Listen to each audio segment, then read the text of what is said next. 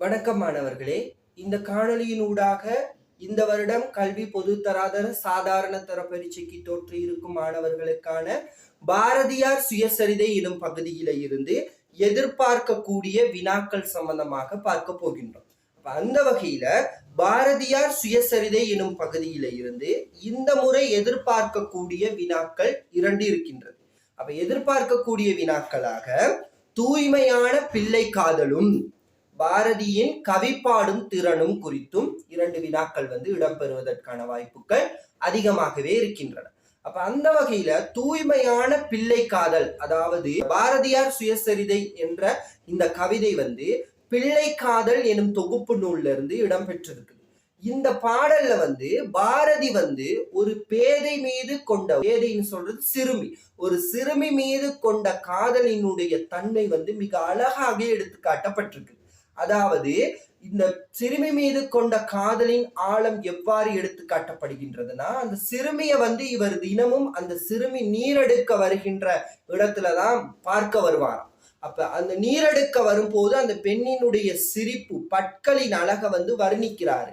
நீரெடுத்து வருவதற்கு அவள்மணி நித்திலம் புன்னகை சுடர் வீசிட என்று வர்ணிக்கின்றார். அதாவது அந்த பெண் சிரிக்கும் பொழுது அந்த பெண்ணினுடைய பற்கள் மணி நித்திலம் போல பிரகாசிக்கின்றது என்று கூறுகின்றார். மணி நித்திலம் என்பது முத்து. அப்ப இங்க உவமானம் மணி நித்திலம், உவமேயம் பெண்ணினுடைய பற்கள், பொதுத்தன்மை பிரகாசித்தல் என்று கூறலாம். இவ்வாறு அந்த பெண்ணை பார்க்கிறதுக்காக இவர் எப்படி வருவார்னு கேட்டா, போரெடுத்து வருமதன் முன் செல்ல, அதாவது மன்மதனானவன் போரை முடித்து ரதியை காண எவ்வாறு செல்வானோ அது போல பாரதியார் அந்த பெண்ணை காண்பதற்காக செல்கின்றார். இப்ப பாரதியினுடைய காலத்துல சுதந்திரம் இன்மை அதிகமாக இருந்திருக்குது. அப்ப சுதந்திரமின்மை அப்படிங்கிறது பாரதியினுடைய எல்லா கவிதைகள்லயுமே வெளிக்காட்டப்படுகின்ற ஒரு முக்கியமான விடயமா இருக்கு. அப்ப இதை சொல்றாரு, வேறெடுத்து சுதந்திர நட்பயிர் வீழ்ந்திட செய்திட மன்னர்.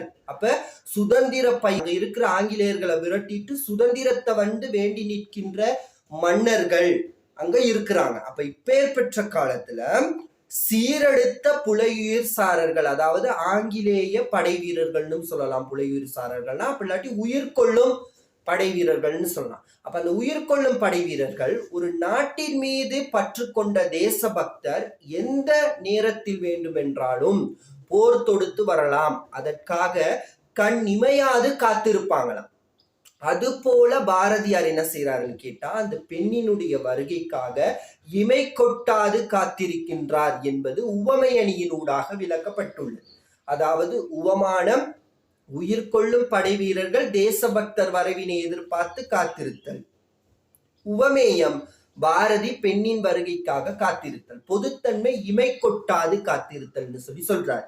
இவ்வாறு காத்திருந்த பெண்ணும் வாராங்க, நீரெடுக்கிறாங்க, அவங்களும் போறாங்க. அவங்க சென்ற பிற்பாடு பாரதி என்ன செய்யறாருன்னு கேட்டா, அந்த பெண்ணினுடைய பின்னழகை பார்த்து ஆழ்ந்து கழிக்கிறாராம். ஆழ்ந்து கழித்தல்னு சொன்னா ஏங்கி பிறவாகித்து சந்தோஷப்படுறாரு.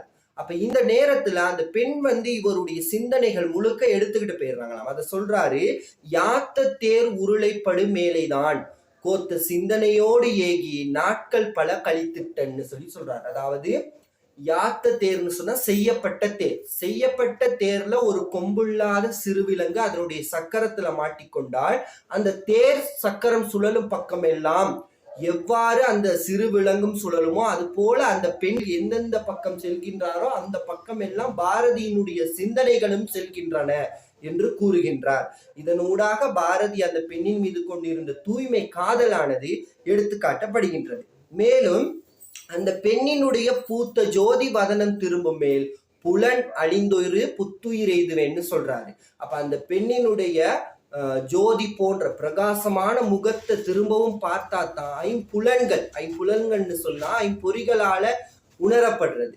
ஐம்பொறி மெய்வாய் கண் மூக்கு செவி இவற்றால உணரப்படுறது தான் ஐம்புலன்கள்னு சொல்லுவோம். அதாவது சுவை, ஒளி, ஊறு, ஓசை, நாற்றம், இது 5 அழிந்து புத்துயிர் எய்துவேன்னு சொல்லி பாரதியார் சொல்றாரு. அப்ப அந்த பெண்ணை மறுநாள் பார்க்கும் வரைக்கும் இவர் உயிரில்லாத ஜடம் போலதான் இருப்பார். அந்த பெண்ணை மறுநாள் பார்த்தாதான் மீண்டும் புத்துயிர் எய்துவேன்னு சொல்றாரு. அப்ப இந்த 2 பாடல்களினூடாகும் நீரெடுத்து வருவதற்கு அவள்மணி நித்தில புன்னகை சுடர் வீசிட என்ற பாடலினூடாகவும் காத்திருந்தவர் போம்படி கண்கள் முற்றிலும் என்ற பாடலூடாகவும் பாரதி பெண்ணின் மீது கொண்டிருந்த தூய்மை காதலினுடைய தன்மை வந்து விளக்கப்பட்டிருக்கின்றது. அடுத்ததாக இரண்டாவது வினாவை பார்ப்போமாக இருந்தால் பாரதியின் கவிப்பாடும் திறன். பாரதியின் கவிப்பாடும் திறன் சொல்லி பார்த்தோம்னா, இந்த பாரதியார் வந்து இந்தியாவில எட்டயபுரத்துல வந்து பிறந்திருக்கிறார். இவர் வந்து சிறு வயதுல இருந்தே கவிப்பாடும் திறமைகள் வந்து கொண்டிருக்கின்றார். அப்ப பாரதிக்கு வந்து இவருடைய இளமை காலத்துல வந்து இவங்களோட தாயார் வந்து மரணம் எய்தும் பொழுது இவருக்கு வந்து வயது 5. இவருடைய தந்தை வந்து இறக்கும் பொழுது இவருக்கு வயது வந்து 17ன்னு சொல்றாங்க. அப்ப இளமையில் ஏற்பட்ட தாய் தந்தையரின் பிரிவும், அதே நேரம் வறுமை, தந்தையாரினுடைய பஞ்சாலை வந்து இவங்க வந்து பஞ்சாலை தான் வச்சிருந்திருக்காங்க. அந்த பஞ்சாலை வந்து வஞ்சகர்களால தீ வைக்கப்பட்டிருக்குது. அதே நேரம் இவருடைய காலத்துல வந்து ஆங்கிலேயர் தான் இந்தியாவை ஆட்சி செஞ்சுக்கிட்டு இருந்தாங்க. அந்த டைம் வந்து சுதந்திரமின்மை இருக்குது. அப்ப சுதந்திரமின்மை, பெண்ணடிமைத்தனம், இளமையில் திருமணம் முதலான விடயங்கள் வந்து பாரதிய பெரும்பாலும் பாதிப்புக்குள்ளாக்குது. பாரதியின் கவிதைகள்ல வந்து இந்த விடயங்கள் தான் பாடுபொருளாக இருக்குது. அப்ப இந்த விடயங்கள் தான் பாரதி கவிஞனாக்கியது என்று கூறினால் மிகையாகாதுன்னு சொல்றாங்க. அப்ப அந்த வகையில பாரதியாரினுடைய பாடலுக்கு வந்து பொருள் எழுதுவதுன்னு சொல்றது மிக கடினமா. ஏன் கேட்டா, அவர் வந்து ஒரு சுதந்திர கவிஞன். அவருக்கு மனதுல என்னென்ன தோன்றுதோ அவருடைய உள்ள குமுறல்கள் தான் அவருடைய கவிதையின் வாயிலாக வெளிக்காட்டப்பட்டிருக்குது. அப்ப அவருடைய மனதுல உள்ள பல்வேறு வேண்டுதல்களும் விருப்பங்களும் அவருடைய கவிதைகள்ல இடம்பெற்றிருப்பதை நம்ம காணக்கூடியதா இருக்கும். அப்ப பெண் சுதந்திரம், நாட்டு சுதந்திரம் போன்ற பல்வேறு விடயங்கள், அவருடைய எண்ணங்கள், சிந்தனைகள் இந்த பாடல்கள்ல உள்ளடக்கப்பட்டிருக்கதா பார்க்கலாம். அப்ப உதாரணத்துக்கு நமக்கு கொடுக்கப்பட்டிருக்கிற பாரதியார் சுயசரிதை என்ற பாடத்திலையும் சுதந்திரமின்மைங்கிற தன்மை வந்து எடுத்து காட்டப்பட்டிருக்கு. வேறெடுத்து சுதந்திர நட்பயிர் வீழ்ந்திட செய்தல் வேண்டிய மன்னர்த்தம் என்ற வரியினூடாக அது எடுத்து காட்டப்பட்டிருக்கு. பாரதியின் பாடல்கள் சுதந்திரம், பெண்ணடிமை குறித்து அவருடைய சுய சிந்தனைகள் வந்து இடம்பெற்றிருக்கதை காணலாம். இந்த பாரதியின் கவிதைகள் வந்து தமிழ் உள்ளளவும் மின்னி சுடர்விடும் தன்மை உடையனவாம். இலக்கிய தாகம் கொண்ட தமிழ் அன்னைக்கு இட்ட படையல்கள் தான் பாரதியின் கவிதைகள்னு சொல்லப்பட்டிருக்கு. அப்ப பாரதியின் கவிதைகள் எல்லாமே எளிய பதங்கள், எளிய நடை, எளிதில் அறிந்து கொள்ளக்கூடிய சந்தம், பொதுஜனங்கள் விரும்பும் மெட்டு போன்ற பல்வேறு சிறப்பம்சங்களை கொண்டதாக காணப்படுது. அப்ப பாரதியார் நிறைய நூல்கள் எழுதியிருக்கிறார். அதுல இலக்கிய உலகில பாரதிக்கு தனிச்சிறப்பை பெற்றுக் கொடுத்தவையாக கண்ணன் பாட்டு, குயில் பாட்டு என்பனவற்றை குறிப்பிடலாம். இவ்வாறு பாரதியாரின் கவிப்பாடும் திறன் பாரதியார் சுயசரிதை என்ற பகுதியினூடாக மட்டுமின்றி பாரதி எழுதிய ஏனைய கவிதைகளிலிருந்தும் நாம் காணக்கூடியதாக இருக்கின்றது. அப்ப இந்த காணொளி வந்து பிள்ளைகள் உங்களுக்கு மிகவும் பயனுடையதாக இருக்கும்னு சொல்லி நான் நினைக்கிறேன். அப்ப இந்த காணொளியானது பகுதி 3க்கு எதிர்பார்க்கக்கூடிய கட்டமைப்பு வினாக்களில் இறுதியான காணொளியாக இருக்கின்றது. அப்ப மேல இருக்கிற அவ்வளோ காணொளிகளையும் பார்ப்பீங்களா இருந்தால் உங்களுக்கு பகுதி 3ல் இடம்பெறக்கூடிய கட்டமைப்பு வினாக்கள் அனைத்திற்கும் இலகுவாக விடையளிக்கக்கூடியதாக இருக்கும்.